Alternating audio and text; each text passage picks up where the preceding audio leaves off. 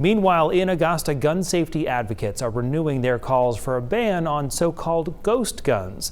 This follows the murder of United Healthcare CEO Brian Thompson in New York City 2 weeks ago now. Police say the alleged shooter was arrested last week with a ghost gun in his possession, one they say was the murder weapon. News Center Maine's Alex Haskell has the details on the growing debate over closing Maine's ghost gun loophole.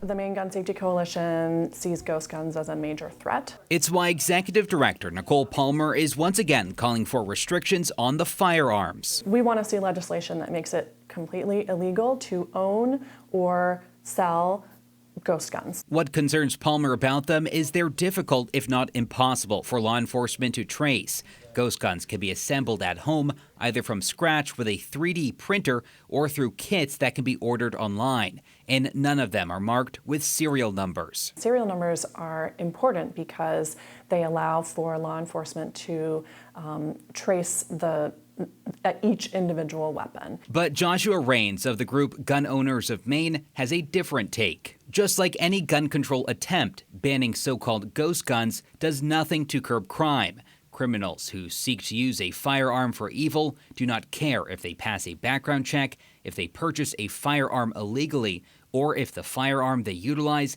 doesn't have a serial number.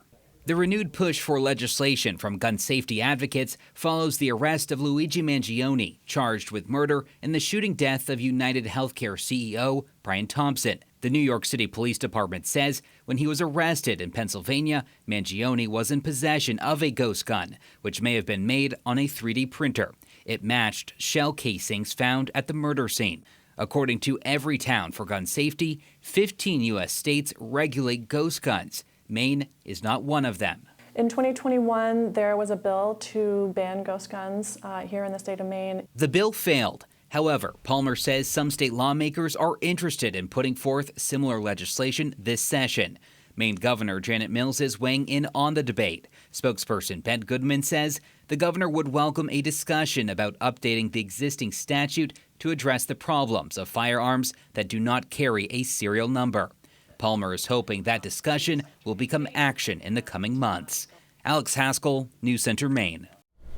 And according to the governor's office, Maine law makes it a felony to possess or transport a firearm with an altered or obscured serial number.